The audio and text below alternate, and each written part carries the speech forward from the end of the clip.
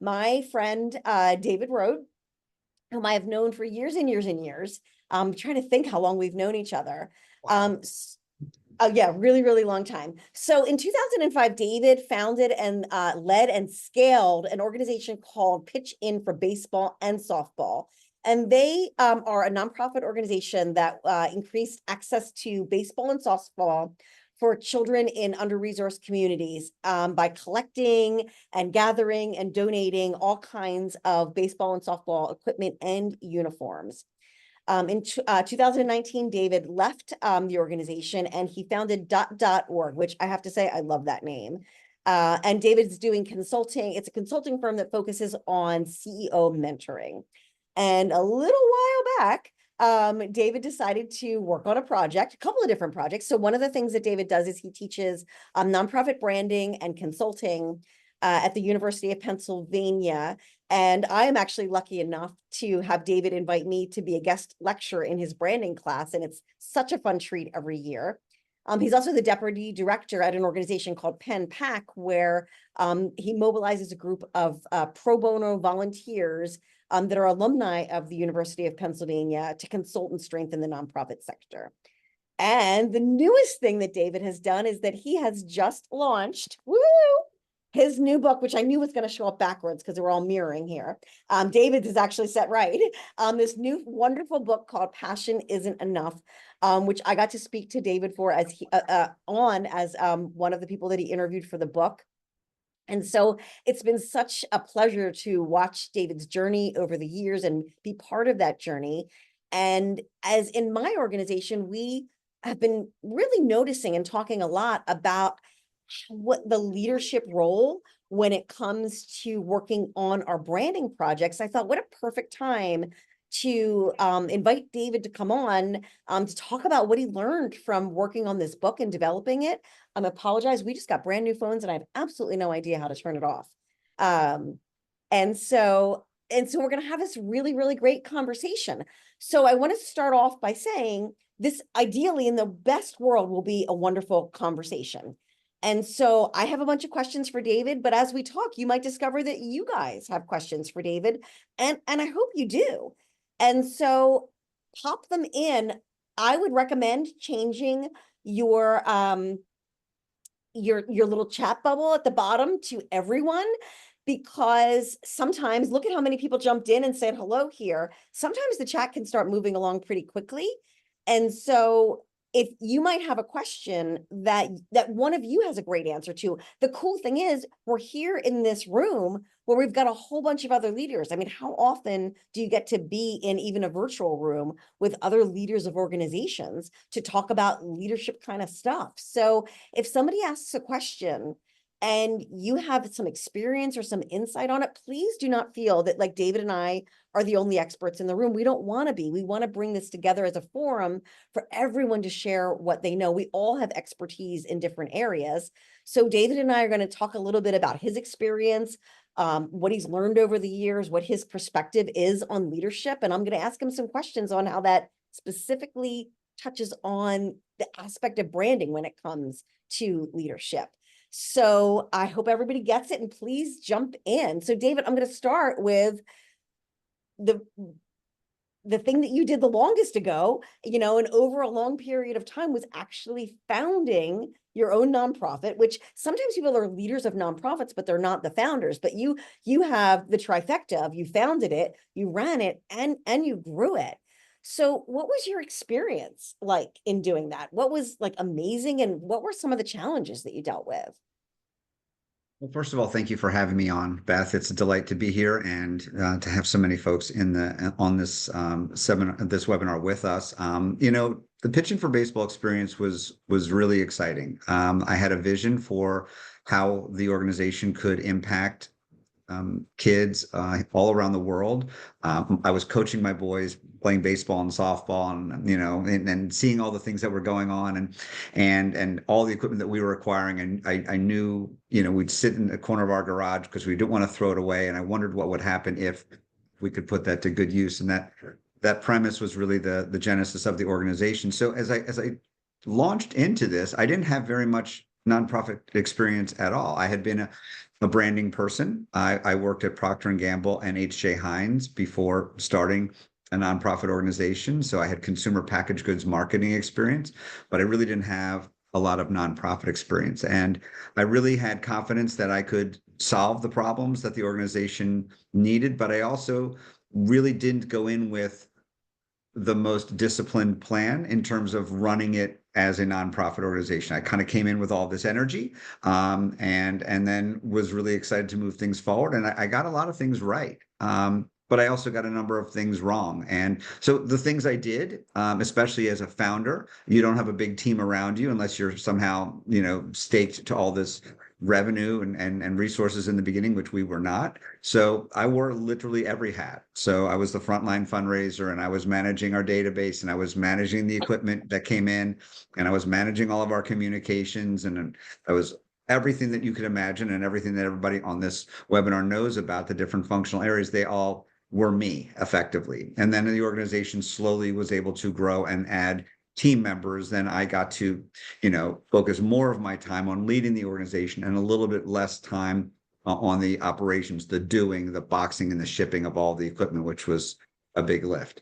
So, my experience was that of, having all these hats, having all this responsibility, learning on the fly. And I think that's something that a lot of nonprofit leaders really go through, is they maybe have confidence and competence in a few areas, but they're asked to be in charge of everything or almost everything. And some of those areas we really don't have as much experience with. And if I reflect back on it, I think one of my big takeaways or lessons was, I think many organizations, and I was guilty of this, we're too quick to give away board seats for an organization. And if we think about the critical nature of what a board can do and should be doing with an organization, we would be much more precious with how we, and strategic about who we bring into the board. And so, because the first question most prospective board members ask is, who's on your board? And when the answer to who's on your board is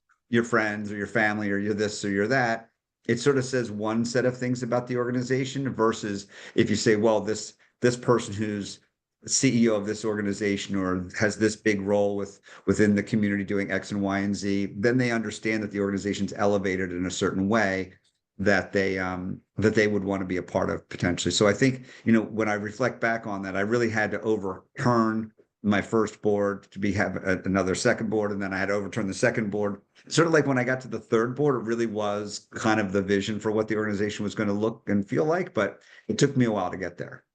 I was gonna say, and anybody that's here, has anybody else had to go through that? Like, I'd love to hear what other people's experiences are of the challenges of leadership in your organizations. And, it's funny, like, as somebody that runs a for-profit organization, I can see that like a board would be challenging. And I feel like I hear it from all of our clients all the time. I ask everybody whenever I'm speaking in a room, like, who has a board that does everything that you want them to do? No hands go up ever, right? It's really tough. But having not been in that founder role, that idea of like, it's sort of like, I'm starting a band. Do you want to play drums? Is like probably how you form things in the beginning.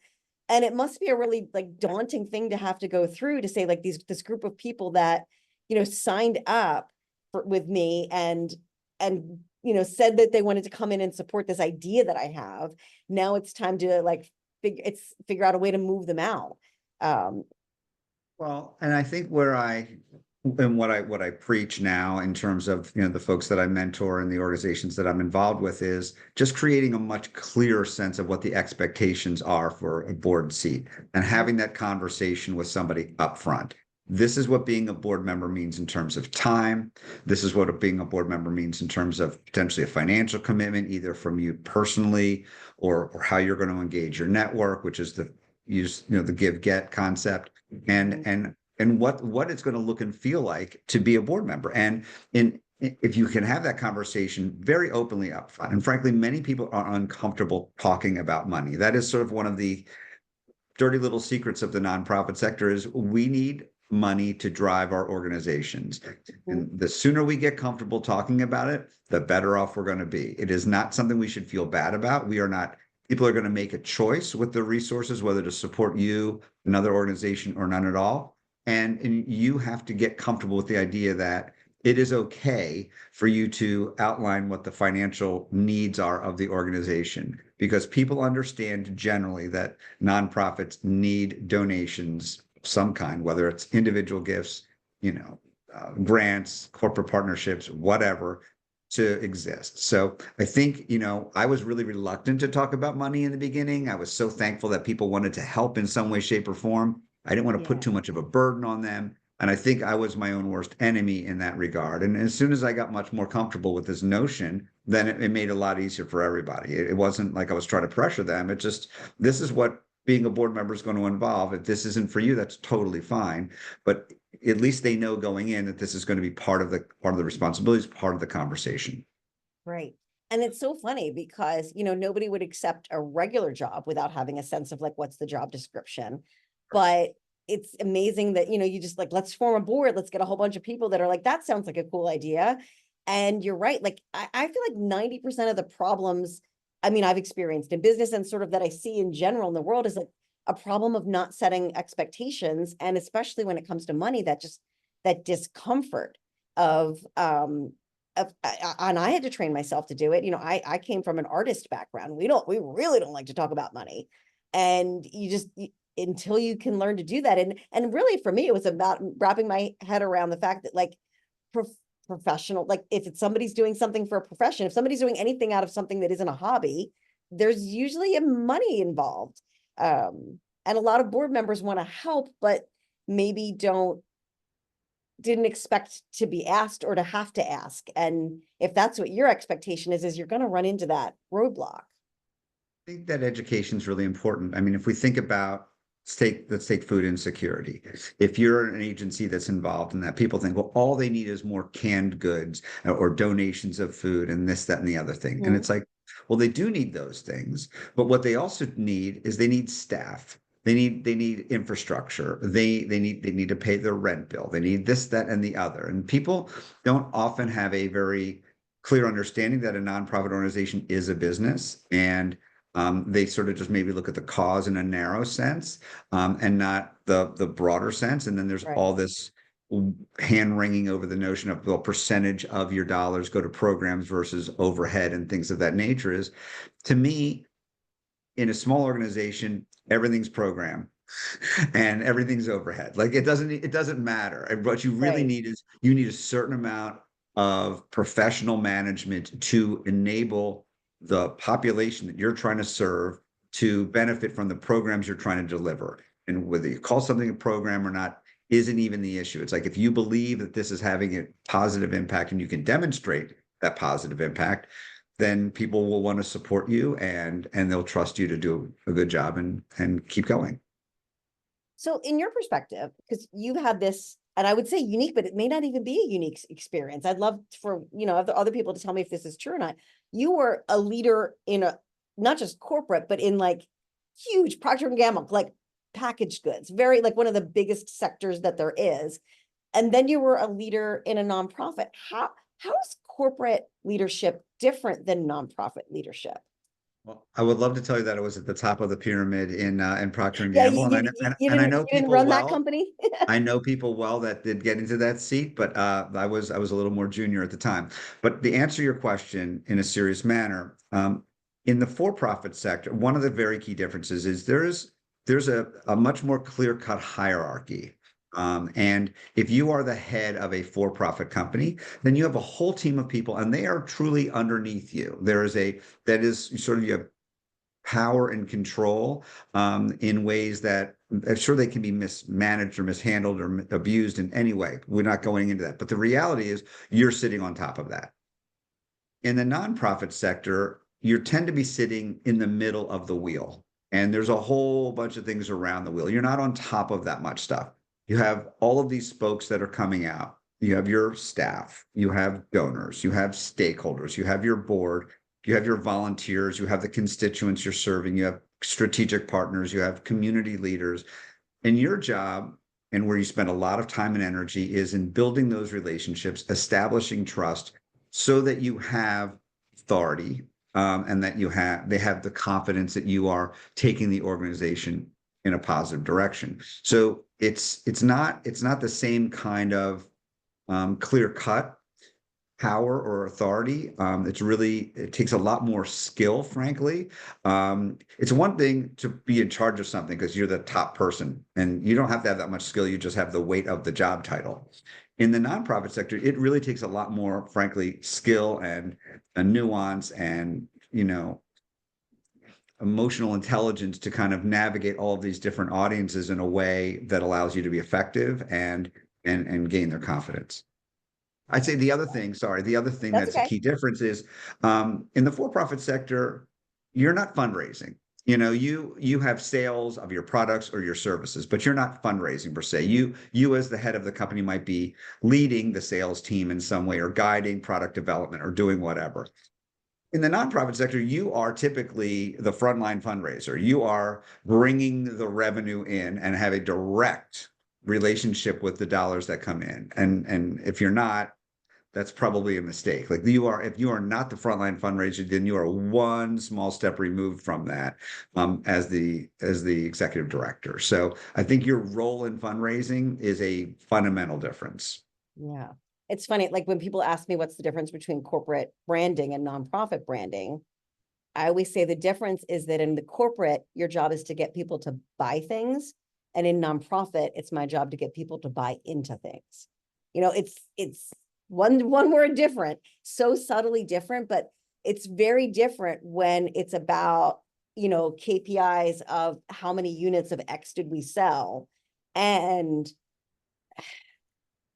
are people joining us and believing what we believe in a way that allows us to generate the support that we need to move the needle forward? That's probably the wrong mixed metaphor there, but move Okay. things forward on something that we collectively care about.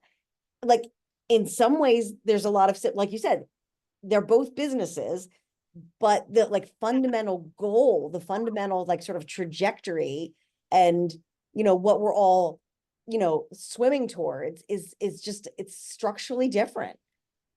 So I think there's a big difference, and you sort of touched on it. In the corporate sense, branding is very centralized. Mhm. You have a budget. You are buying paid advertising. You have an advertising agency that's developing creative. You have a media. If the people are buying your media, you have all these strategies, all these agencies, and you are controlling the message that goes out. Mhm. That's typically not the case in the nonprofit sector. And in the class that you are kind enough to come speak in, one of the things I talk about is it's not just the 4 Ps of branding that you have in the for-profit sector, the price, product, place, and promotion. In the nonprofit sector, you have people, you have proof, and you have process. And Ooh. the people are really important. The people are you as the executive director talking to everybody all the time about the organization. What do you say? How are you engaging people? How are your staff engaging people? How is your board engaging people? What are your donors saying to other people? And so like we have a big responsibility as leaders to help shape that message, because that's really the essence of branding. Is like, what is the message that people take away? What do they think of when they think of our organization? And that somebody that's on the staff of Coca-Cola is not out there telling people to buy Coca-Cola. Like that is not the way it goes. Right. But in the nonprofit sector, we carry our message forward. And Mhm. that's such a critical thing. I mean, we could talk about the other P's, but we don't have to. People can read the book and find out about them. But the point is, we have a really big responsibility of coaching and shaping that elevator pitch and making sure that the stories and the data that people share are the right stories so they can kind of embody the brand in the way that we want to have people understand it. Got it. And I have a bunch more questions about branding and leadership, but I just also want to pitch it out to those of you that are here today. Is there anything that I should be specifically asking David on your behalf? Any questions that you have, anything that you would love to know that we could ask him that so that we can all learn a little bit more about nonprofit leadership. But David, writing a book, as David and I have talked many times about writing a book, it's something that I wouldn't say I want to do. It's kind of like like playing the piano. Like I want to have written a book. I don't know if I want to go through the pain of actually writing it, but you did. You went through all this whole process. Like why? Like what made you think that this was a topic that needed to not just needed to be written about, but like there are other books on leadership. Like, you interviewed me, for example, and on this topic of brand and your approach and the direction that you took. Can you talk a little bit about like what was your goal? What are you hoping that people learn and get value out of about the book? So in my lived experience over the last 20 years in the nonprofit sector, I would run into people when I was leading the organization that I founded. I would meet them at conferences, I would talk to them, and I would find out people were kind of sharing the same themes over and over again, the same challenges that they were running into.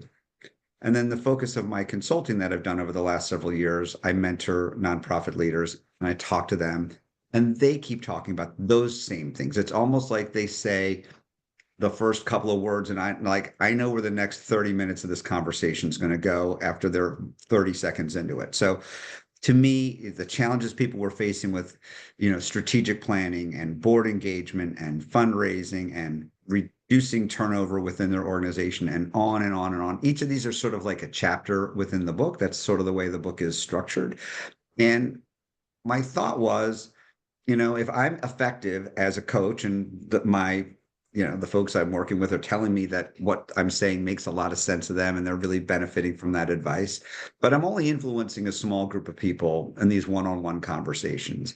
And there's roughly 1.8 million nonprofits in the United States, and roughly 92% of them, if the statistics are right, have budgets of $1 million or fewer. So those are really lean organizations where the executive director is really wearing all of these hats and is very much being stretched in ways that is maybe beyond what their experience or comfort zone is. So, how could I support them? I'm not going to be able to have one-on-one conversations with all of these people, but if I could write the book with them in mind, then maybe they would be able to take away some tips. And this book is not theoretical. This book is not a textbook. This is here's what you can do tomorrow to sort of address this challenge. And there's these actionable next steps at the end of each chapter that are things you can do, conversations you can have with a board member, or things that you could do to kind of get yourself further unstuck on a particular challenge. So it really was just trying to expand on this very simple premise, like people are running into the same challenges. Maybe I could help them solve some of those challenges. Right. So I'm going to, navigate my way into the branding aspects of stuff that you cover in the book and just in your own practice and experience, because, a lot of people, that's what they come to me for, come to our organization, is this where does brand impact the success of our organization? I mean, ultimately, that's the question that I'm always trying to answer is, where does it matter? How does it matter? How can it be deployed on behalf of creating successful, growing, thriving organizations? And so one of the things that I feel like I see a lot when people reach out to us about the idea of branding is that we're usually reached out to, I don't know if that's correct English, but we're usually contacted by, we'll go with that, somebody in like a marketing role. It might be a director, it might be a manager, but somebody that their primary responsibility is a marketing role in that. And I think a lot of the CEOs or executive directors often struggle with two things: time, like they're busy and they've got a million things to do. Like, how do they need to be involved in this project? How should they be involved in this project?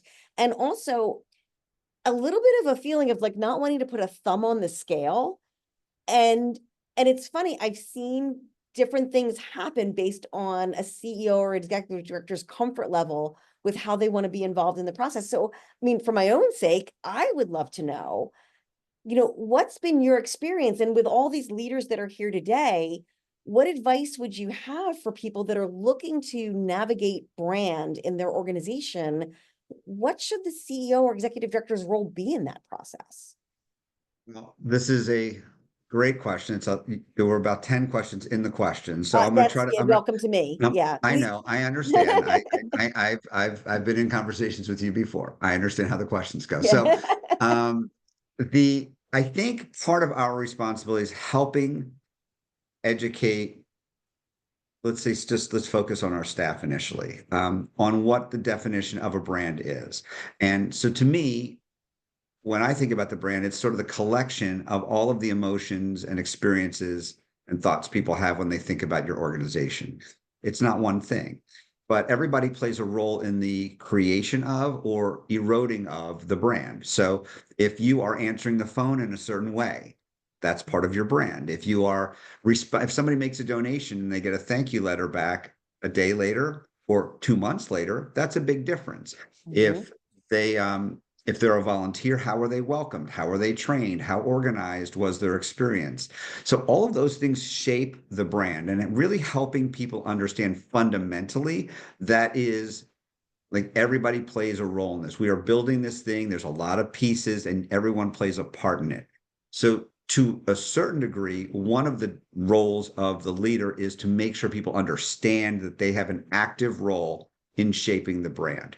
So that's one side of the role of the leader as it relates to branding. The second thing gets a little bit to what we were just talking about a few minutes ago, which is helping people learn how to talk about the organization. If you ask, and I have, your own board members to describe what you do, you have 10 people on your board, you're going to probably get 10 different answers. I mean, they're going to bear a resemblance to each other, but they're going to be different. And I think our job is to really heighten that up so that people are more saying the same thing. People are staying on message and they're kind of delivering on the right notes the right way.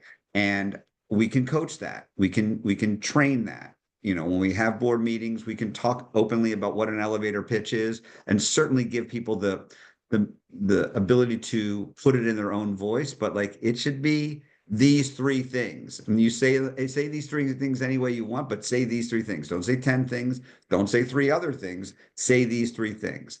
And the first thing you should say is, I'm involved and this is really important to me. And then they tell them about the organization because people should understand what the person's connection is to the work. So, I mean, some of those things begin to get at it, Beth. And I also think this notion of putting your finger on the scale is really tricky. Some leaders come in, and you know this better than I. The first thing they want to do is they want to show that they're making an impact on the organization. They want to initiate a rebranding project. And then they sometimes have a very heavy finger on the scale for where that's going to go. And to me, part of your job as the leader is to not do that, is to say, we maybe we need a rebranding project, but I'm not going to dictate where it goes.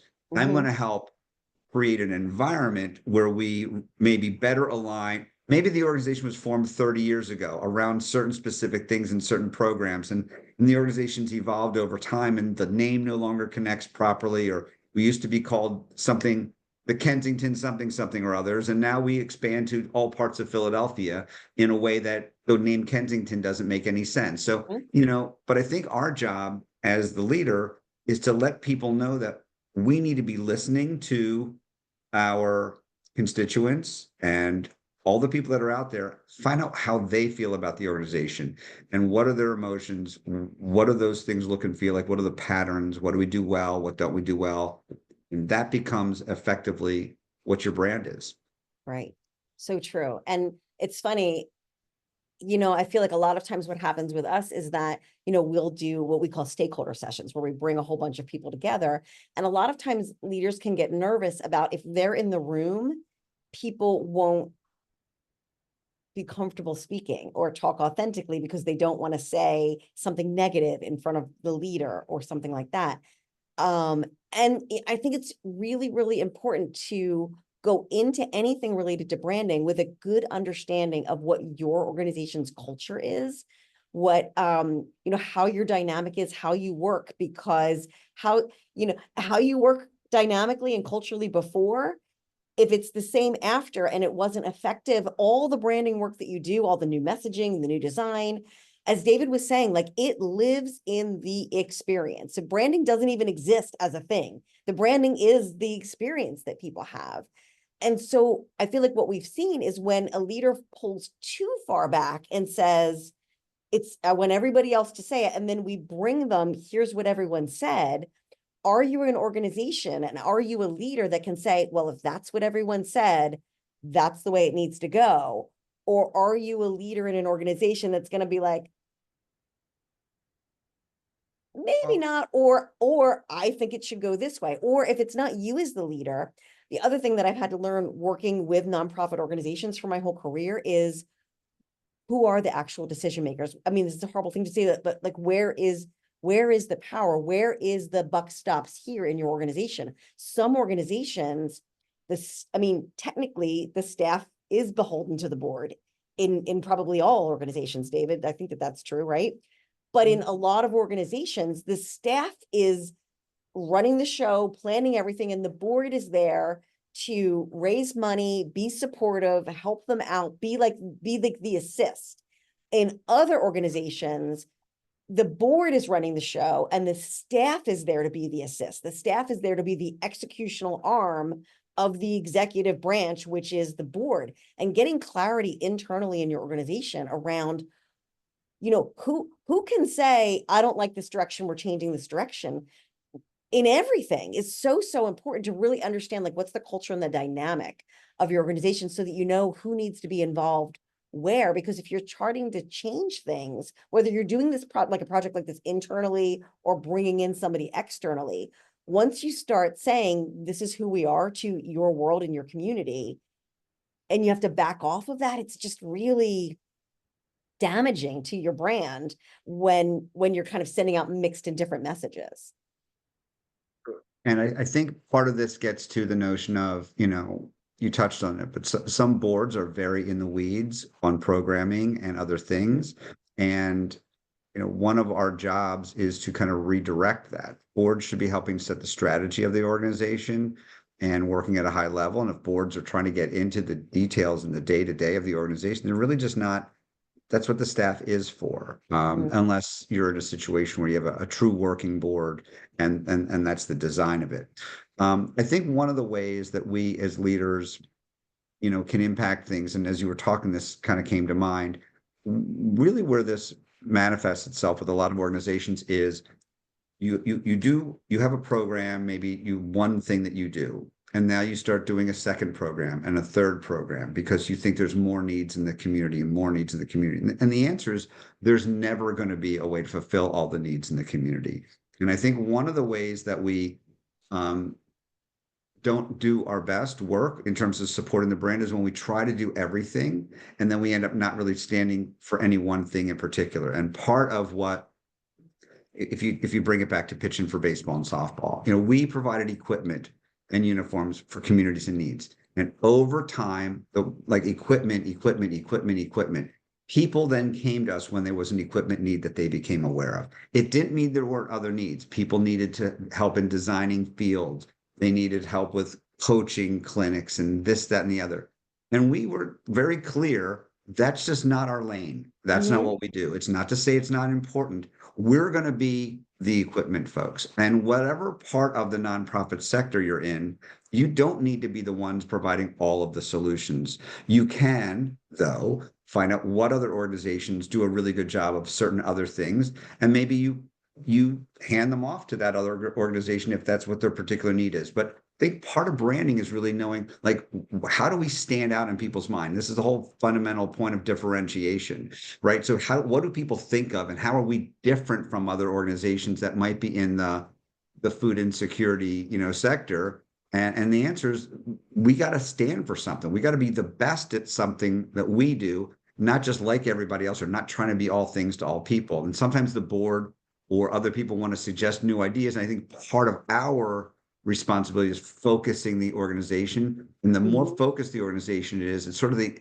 easier it is to sort of build your brand, because it's kind of all in one kind of line, and you can then talk about the same things over and over again, because frankly, that's also what branding is. It's consistency of messaging. You're not talking about 50 different things. You might be talking about the same thing 50 different ways, but you're talking about the same thing all the time so that it becomes implanted in people's mind.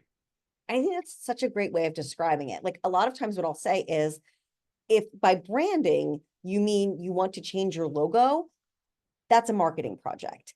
If by branding, you mean you are trying to figure out how do we define and communicate what we as leaders have decided we're going to focus on, like, that is a leadership project. And as a leader, to like, if you're thinking about your brand as a marketing project, like, I don't believe that it's going to actually be effective or really serve the leadership and the organization and the breadth of the organization as well as it could, if it as opposed to if it would be thought of as, here's what we're focusing on.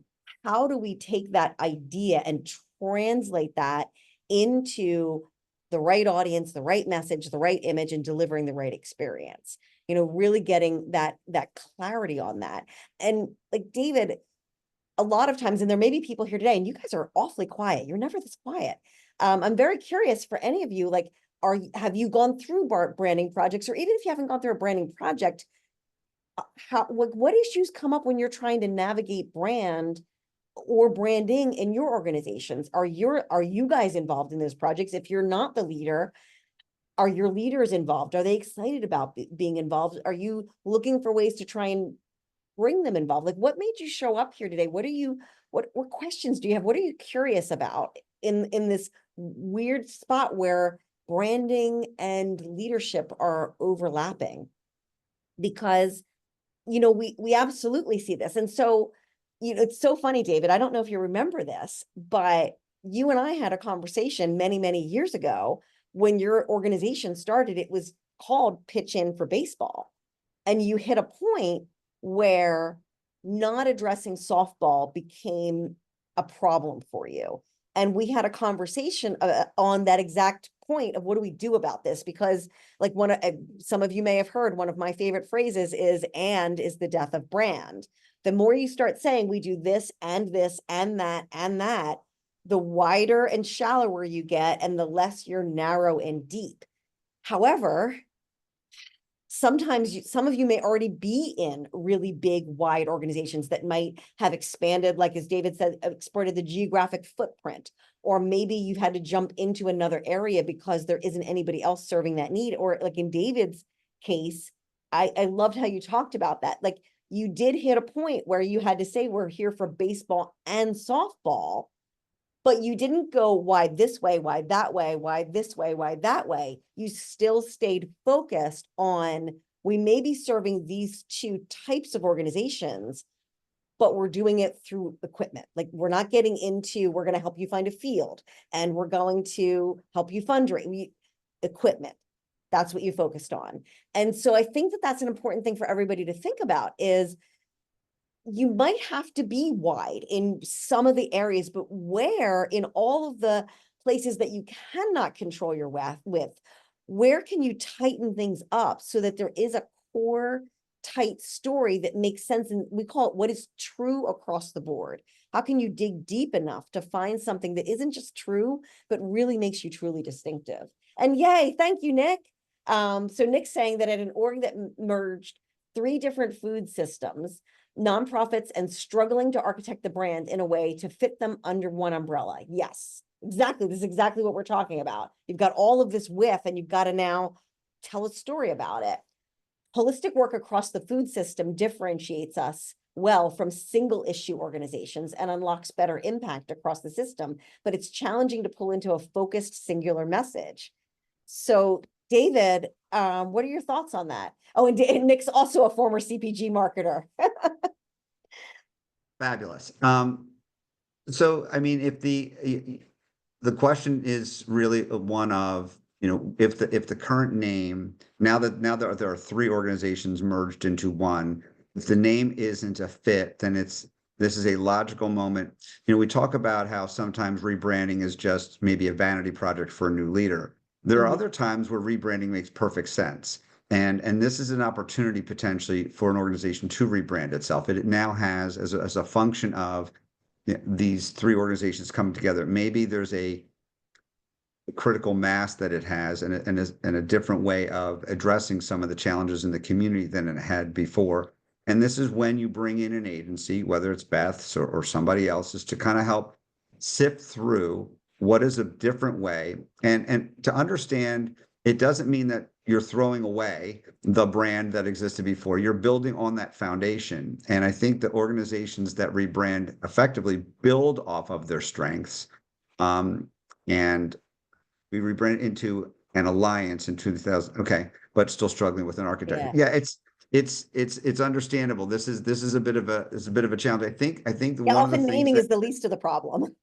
sometimes the naming is the least of the problem. I think it is really to understand and just again, maybe I go back to the simplicity of storytelling, but storytelling is the way that you bring your brand forward, and being able to demonstrate your impact through storytelling sort of always ties, what you do as an organization together for other people, because they can understand how you're making a difference. And maybe you'll focus on again, I apologize for not being an expert in the food sector that you're describing potentially, but if you're thinking about stories as a way of trying to bring the brand forward, then you have to be intentional about this sometimes, whether it's taking your phone out and recording people, or having your volunteers, or whatever you need, your program people, they're your eyes and ears. But maybe being more intentional about collecting stories is one way to sort of bring that together. Again, brand architecture that's what Beth and people like her exist in the world for, because they live and breathe this stuff in a way that is a little, how would you address this problem, Beth? What would you say? So Nick, what I would say is, in between sort of the executional aspects of the brand, I actually just came from a session doing this morning. We like to pull all the way back to who's your audience. And so one of the things I would be curious about is, are the audiences for all of these three different sectors the same? Are they different? Sometimes they are the same, sometimes they're different. What do you need people to be doing in order for this new merged organization to thrive? And who are the people that have demonstrated that they've done it? We call, you probably all heard me talk about your lovers, right? Ultimately, I feel like, especially because you're dealing with these three different organizations, getting a real good sense of like, what's going on, like, where are you coming from? And when you're pulling them all together, can you find a concept of shared values? Like, if you look at the perfect people in this organization and the other one and the next one, across those three different organizations, and you look at the people, like whatever we call it desirable actions, like whatever your desirable action is it donors? Is it something else? Whereas with different constituents, okay, farmers. Yeah. So you've got all these different types of people, but there you go. They're all passionate about high quality organic food and sustainability. So for me, what I would do is, okay, how do we dig into that? If this is true, if that's a truism across all of them, how can you create new positioning, and a brand, and a positioning is what is a distinctive way to talk about what you do, that says we are the number one, or we are the best, or we are distinctively positioned. Because I believe that I hate the term rebranding. I like the term brand focus, because as David just said, you're not throwing out everything. Like, these three organizations have history, right? You're not throwing that all away. You're pulling it together. But in the pulling it together, some of each of those organizations is going to have to be let go of in order to find something else. If you're not pruning, you're just adding, and you're just going to make a big pile of stuff that then your audience has to sift through. So I would start with doing some work to find out, a little bit more, really understand the values of these different audiences, figure out of all of those different audiences, is there one that really is central to your success going into the future? And among we call them your lover audience, your liker audience, and then these next audiences out, what are those shared values, so that you can create a core message, and then create specific audience messages that are still linked to that central message. If you don't do this, what's going to happen is you're going to be spinning tops. You're going to have this target audience in one bucket, and another target audience in another bucket, and another target audience, and there's not going to be that central hub. And it's going to get really hard to that storytelling point that David was just talking about. How do you tell a story if you don't know who you're telling a story to, what you're telling a story about, and what do they care about? Until you understand what people value, you can't fill that gap in between. What do you want people to know, and what do you want people to do? In between those things is, what do you want people to feel? Any of you that's been here before have often heard me say, if all it took was knowledge for us to take important actions, then we would all be skinny, right? Like, if knowledge was all it took, no problem, but it doesn't. We have to have motivation. We have to care. We have to want something. And it's impossible to know how to speak to somebody and get them motivated to take action until you can really understand that.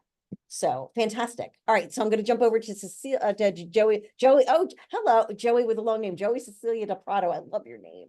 So So Joey's saying, Joey's got a couple of things in this message. So yeah, fantastic. So why don't you I'll just jump read it. in on them?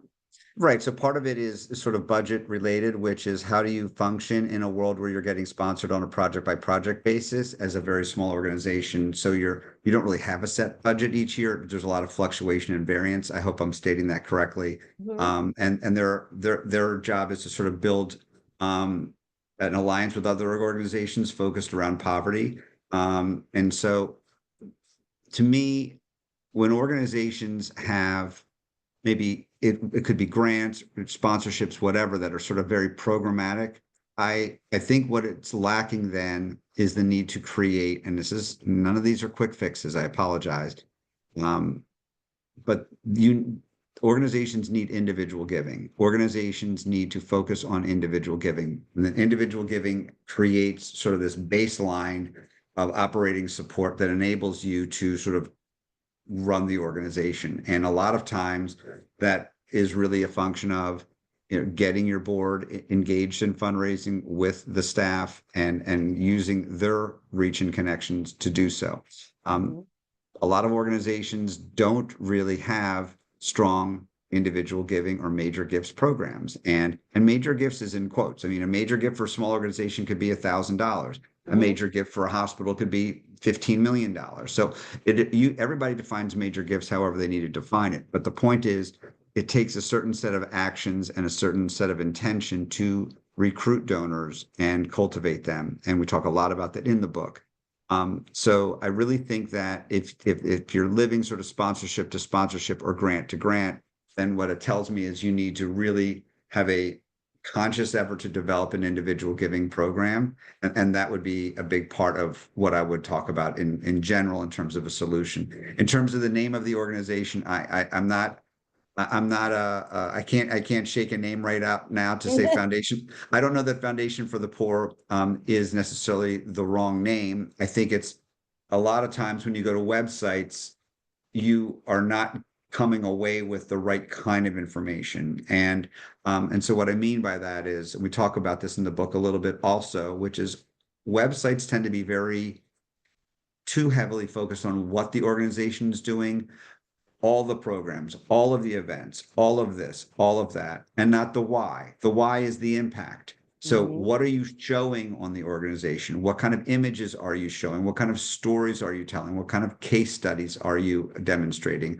that demonstrates that your organization is having an impact? Not that we're doing all this stuff, not we serve 5,000 meals, those things are all fine. But the point is, what is the impact that that is having? How are you measuring impact? What are the quotes, testimonials, data, that you can share? What are the images, not just words, but images that you can embed, video, even more than static images. So, websites that are too heavy in terms of their copy people just kind of don't have the attention span for that. So I think the name isn't always the issue. It's kind of what happens to their experience when they come to your website. What is the takeaway that they're getting? Yeah, I think that's a really, really good point. And, lots of organizations end up with, generic sounding names. I just did a session, I think the last session that we did like this was on event branding. And I think there was like an event called like Race for Hope, and I went online and found a gazillion different things called the Race for Hope for all different types of organizations. And so you can add specificity to a name like Foundation for the Poor through a tagline. And there's two types of taglines. One type is a clarity tagline. Like you could add a tagline that says, and this is what we do specific to that. This is how we serve the poor. Or you can add a brand focused tagline that's sort of more about the why side, the inspirational. Both work. It depends on what your challenge is that you're trying to do. But it definitely comes down to that. I think that point about the website is a really good point, David. How are you using your website to say why you exist as opposed to just what you do? I love that. So I have time for one last question for David. If you all have any last questions, I can throw that in too. And also, so Megan, can you pop in the link to David's book one more time in case it's helpful to anybody? It is now live and for sale, and we're so excited and I want to support David's work. So we're gonna pop the link in there. And also, if anybody wants to talk about this further with me, if this is a, if this is a problem or something that you've been struggling with at some point and you'd like to, just schedule a short call with me, I'm happy to talk to anybody. So David, how can leaders balance the urgent tasks of their role with the need to focus on long-term strategy type things like branding, that push and pull when you have the responsibility for both? How are leaders, what are some tools that leaders could use to not lose their minds? Wow. It's tough. I mean, the conversations that I have with people really, you can see their fatigue, you can see their stress sometimes. You come into the office with a plan. You haven't even gotten your coffee and walked back to your desk before you find out about the clogged toilet and this problem. And this person hasn't shown up for work, or you have this program that's coming in and something's going wrong, or you have an email from a donor who's upset about this or that, or has an idea that they want to talk to you about. And so you can really get pulled off of your own agenda very quickly. And so I think we have to be, this is really where discipline. I mean, I think this notion of discipline is just so important. Blocking out time on your calendar and being intentional. If you had a meeting with somebody and somebody was talking, you would say, I'm sorry, I have to go. I have this meeting. Well, the meeting you have to have sometimes is with yourself. And so if you have subjects, if you have elements of your organization you need to work on, then the first thing you need to do is block out time on your calendar to do it. And maybe that means not coming into the office for a period of time. Maybe you come in late on one day. I'm going to come in at 10 o'clock instead of at 8 o'clock because I'm going to spend those 2 hours working on this, that, or the other. And you do that once a week. But it's not about stopping this and starting that. This is really about working at the margins. If you are spending 10% of your time on fundraising, but you need to spend more time on it, you're not going to go to 80% from 10%, but you could go from 10% to 20% or 10% to 25%. And if you spent double the amount of time on fundraising that you're spending now for 3 or 6 months, you are going to have a huge impact on the organization. But the only way that's going to happen is if you can carve out time. So part of it is your schedule. The other thing is delegation. I mean, it is important that people don't need to bring you every problem. You have to coach people and train people and trust people to solve problems on their own so that you don't get everything landing on your desk. And I think that there's a culture around that. And you have to make sure that when somebody does solve a problem, that you don't tell them all the ways that they didn't solve it correctly, that you just encourage them to continue to do that and say, and maybe next time, in addition to what you did, you may also want to think about this. But, it's delegation and it's time management. I'd love to say it's something like there's a magic wand. There's none. Beth, it really is but I think it's intention. And I think if we block out time on our calendars to do things, for me personally, I'm just talking about my own world, then I'll do it. And when I was writing a book, I would put time on my calendar to write the book. And if not, then a whole day would go by. I'd be exhausted. I can't write. I'm tired because I'm tired. And so like you go through things, whatever those things are for an organization, if you can be intentional and put time aside, then you will find more time being spent on those things and you'll make more progress. I mean, it's a little bit basic, but that's how I would answer your question. Right. No, absolutely. It's sort of like, if you criticize how your partner cleans the bathroom, you're going to spend a lot of time cleaning the bathroom. What do you want to do? Right. Well, clearly I have to read that chapter of the book about 1,000 times because I absolutely have that problem. Setting time away to just go focus on things and not spending time putting out the fires that it's really tricky. But I have found that when you put in the time to train people and let them do their jobs, it's amazing how much time you can get back. It's hard, but it's a gift once it's there. And the people when people feel valued and feel that they're trusted, it really makes a cultural difference. And which comes back to when people feel that they're making a cultural difference, that they're part of an organization that they're aligned with, that is only going to improve your brand. People that are annoyed and frustrated and don't feel like they're super satisfied or really supportive are not going to be out there being ambassadors for the organization. And that's huge. Yeah.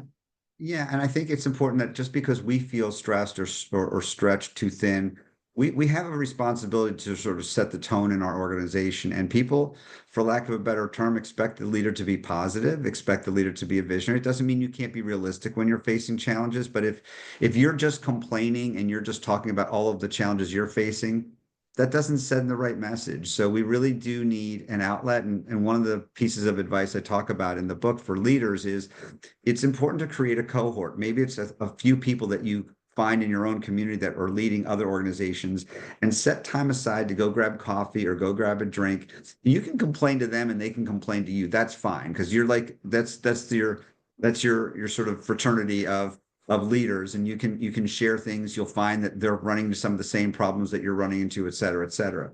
Complaining in front of your staff or to your board or to other people isn't really going to get you where you need to go. This was amazing. So everyone that's here, thank you so much for being on. I would love to know, like, was there one thing that you heard today? Like, what's your one takeaway? Something you learned, something you got, something that maybe you didn't learn that you've always known, that it's just been like, yeah, that's reinforced. Something been reinforced for you today. Like, what will you do differently, or maybe consider differently after hearing this conversation? It's always helpful for me to know, are we bringing valuable insights to you? And it's good to know, because we want to be bringing you great content that's really useful for you and makes this a good hour of your time. Thank you all for joining us today. David, thank you so much. It's always a pleasure when we get a chance to have a good, deep, detailed conversation.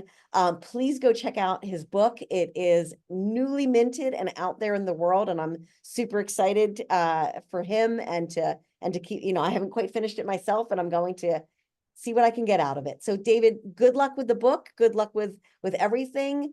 Thank you all. Thank you all for being here today. I love what you all are saying, that branding is the experience.